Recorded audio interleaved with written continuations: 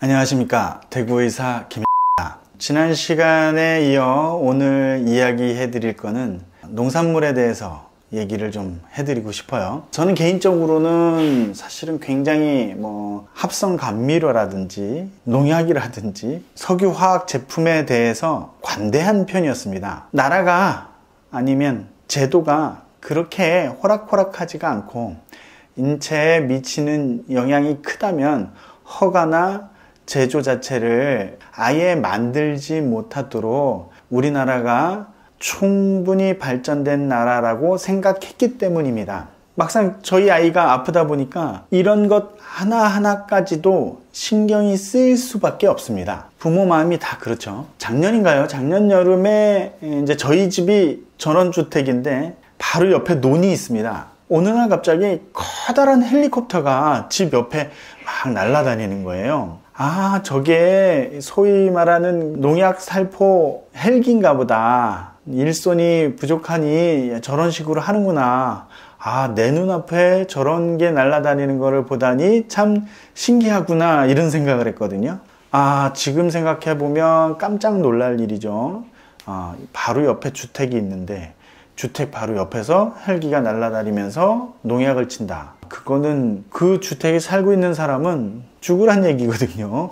하지만 저는 그게 신기하기만 했지, 농약에 의해서 우리 몸이 안 좋아질 수 있다는 생각을 한 적이 없습니다. 그만큼 관대했던 사람이 지금은 굉장히 민감하게 됐는데요. 대부분 사람들이 그럴 겁니다.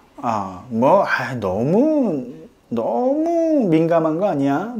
미세먼지가 많다 하더라도 에이, 무슨 상관이야. 나는 운동할 거야. 막 사이클 타고 하거든요. 내가 열심히 건강하게 활동하는 게 더 중요하지, 그런 것들은 나한테 해를 주지 않을 거야 라고 생각을 하거든요. 어떠한 유해 물질이 우리 몸에 들어와서 그 유해 물질이 우리 몸을 공격하는 것도 있지만 단백질의 구조를 깨트립니다. 저번에 DNA 말씀드렸죠. DNA에서 RNA가 만들어지고 RNA에서 단백질이 만들어집니다. DNA도 아데닌, 구아닌, 티아민, 시토신, 염기 배열이잖아요. 염기 배열이 쭉 나열된 거고요.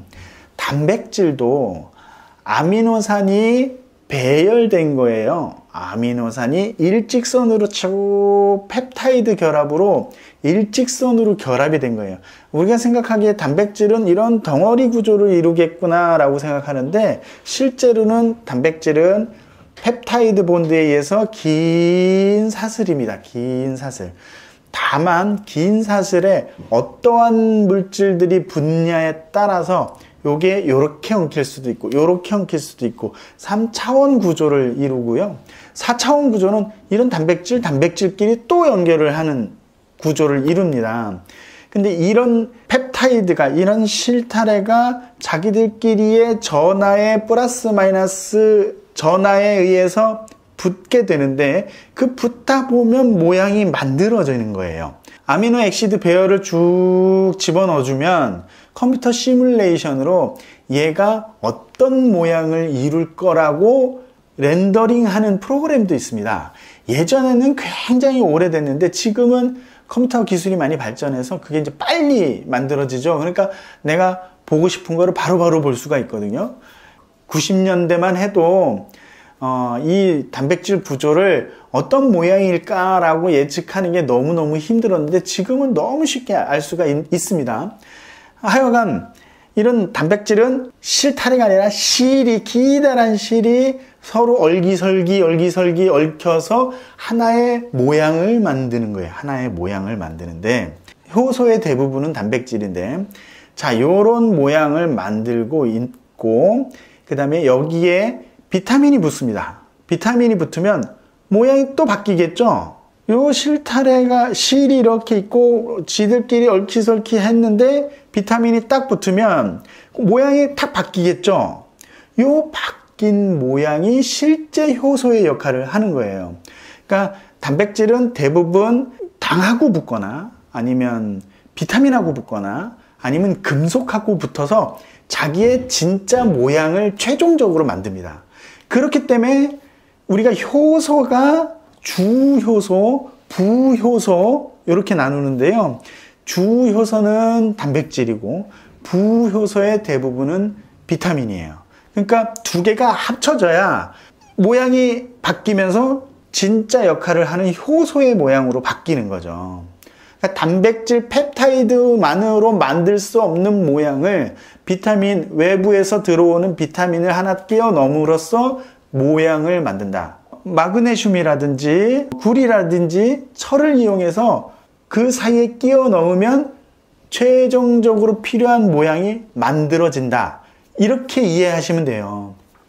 그런데 팝스나 유해물질, 우리들이 생각하지 못한 중금속이라든지 이런 것들이 몸에 들어올 경우 경쟁 관계가 됩니다. 예를 들면 비타민 6가 필요한 효소가 있어요. 그러니까 단백질 효소하고 비타민 6하고 붙어서 이렇게 모양이 만들어져 있는데, 경쟁 관계에 있는 납하고 비타민이 이제 같이 동시에 있다 이럴 경우는 비타민보다 납이 더 잘 붙는 성질을 갖고 있다고 합니다.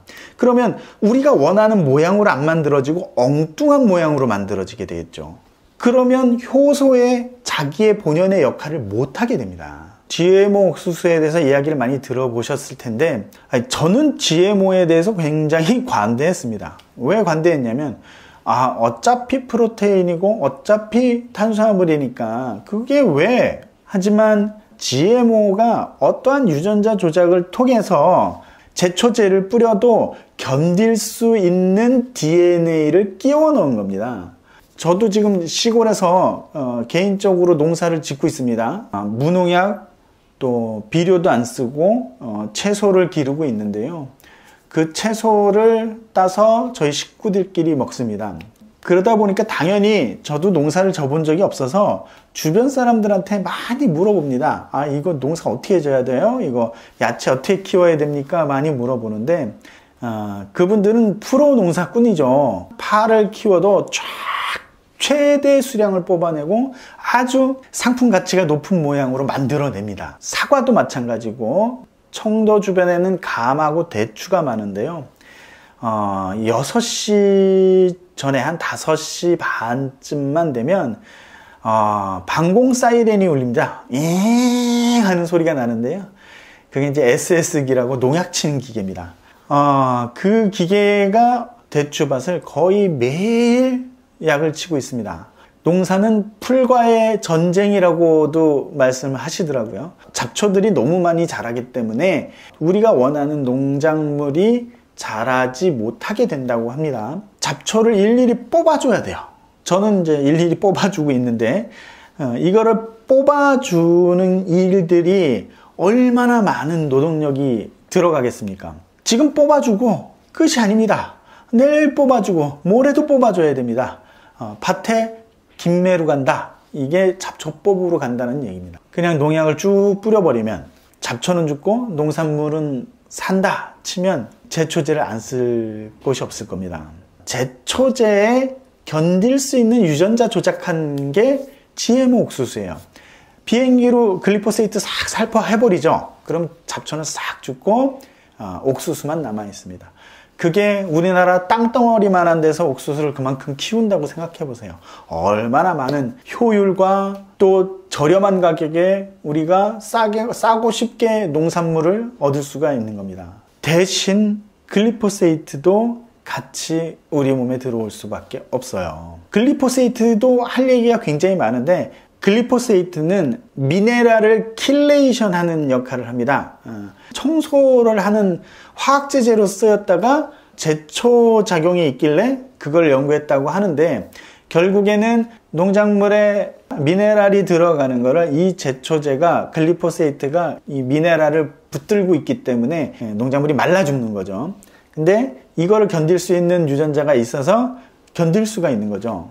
당연히 우리가 먹는 옥수수, 설탕, 이 안에는 농약이 들어있을 수밖에 없습니다. 농작물 농약 잔류 검사 하는데 뭐가 걱정이야. 검사해서 들어오잖아. 여러분 슈퍼에 농산물을 사 드시면서 그 농산물에 농약 검사 해본 적 있다고 뭐 확인서라든지 인증서 같은 거 보고 사신 적 있습니까? 그냥 유기농 써 있으면 유기농인가 보다. 농약 검사 필증 이런 거 보고 사신 적 있습니까? 농작물 잔류 검사라고 하는 거는 어떠한 인증을 받을 때 실제로 약을 쭉 치다가 잔류 검사하는 기간만 피하면 검사에서 합격될 가능성이 높습니다. 그렇기 때문에 지혜 모자가 들어간 거는 그 DNA가 우리를 괴롭히는 게 아니라 당연히 그 안에는 제초제가 많이 들어있다. 제초제가 많이 들어있는 작물은 영양가가 훨씬 떨어집니다. 왜? 작물에 필요한 미네랄도 같이 붙들고 있기 때문입니다. 밀은 어떠냐? 밀은 GMO 밀은 없거든요. 밀을 나중에 수확할 때 이 글리포세이트를 뿌립니다. 그럼 밀이 죽겠죠. 이 죽은 상태에서 밀을 수확을 하는 겁니다. 습기가 많은 상태의 밀은 수확하기가 어렵거든요. 기계로 밀을 딱 수확할 때 바짝 말라 있으면 수확하기도 쉽고 나랄도 잘 떨어지고, 농작물하고 농약하고 뗄래야 뗄 수 없는 관계인 거죠. 인류가 식량을 얻으려면 굉장히 많은 노력이 들지만 산업화가 된 이후로 대량 생산이 가능하게 됐어요. 그 대량 생산을 할 수 있게 한 거는 농약일 수밖에 없습니다. 그 농약을 우리가 매일같이 먹고 있다. 이렇게 생각하시는 분들도 있어요. 농약이 우리 몸에 들어와도 해를 끼치지 않는다. 인체에는 해를 끼치지 않는다. 살충제가 우리가 먹어도 인체에는 해를 끼치지 않고 그 벌레들한테만 독성을 띈다. 이렇게 생각하시는 분들도 많아요. 저번에 말씀드렸죠. 우리 몸에는 마이크로바이옴이 있습니다. 이 마이크로바이옴에 살충제가 들어갔다. 아니면 제초제가 들어갔다. 얘네들은 우리가 필요한 유익균들은 과연 정상적으로 살아남을 수 있을까요? 정리해서 말씀드리면 단백질은 하나의 실인데 을기설기 엉키면서 모양을 이루고 이 모양 때문에 역할을 하는 거고요. 단백질은 대부분 비타민이라든지 금속 원소를 끼워 넣어서 자기가 원하는 모양으로 바뀝니다. 그 상태야지 진정한 효소 역할을 하게 되는데, 여기서 중금속이라든지 또 글리포세이트 같은 경우에는 요거를 방해하는 역할을 하기도 해요. 워낙 분자가 작아서. 글라이신하고 모양이 비슷하다고 합니다. 그 펩타이드하고. 자, 단백질 구조가 우리가 먹는 농산물이라든지 중금속이라든지 팝스라든지 이런 것에 의해서 단백질 구조가 변성이 된다. 얘 따로가 아니라 얘가 합쳐짐으로써 얘가 모양이 틀어진다. 이렇게 생각하시면 되겠고요. 단순히 인체에는 해가 없고 곤충한테만 해가 있다. 이렇게 생각할 게 아니에요. 우리 몸에는 마이크로바이옴도 같이 있다는 거. 설사 인체에는 해가 없다 하더라도 우리의 마이크로바이옴의 생태계는 안 좋은 영향을 미칠 수 있다는 걸 꼭 기억하셨으면 좋겠습니다. 오늘은 여기까지 하고 다음 시간에 또 공부하도록 하겠습니다.